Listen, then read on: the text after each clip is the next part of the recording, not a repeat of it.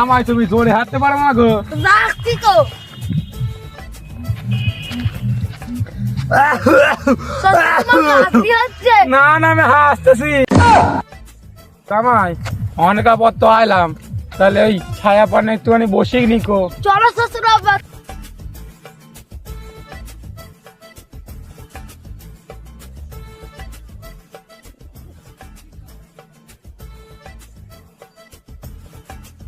এই বাবা বাবা মাথায় জামাই আমার কি আর প্যান্ট পরার বয়স আছে? দাও দেখি তোমার একটু গামছাটা পরি। এ নাও শ্বশুর আব্বা, এ নাও।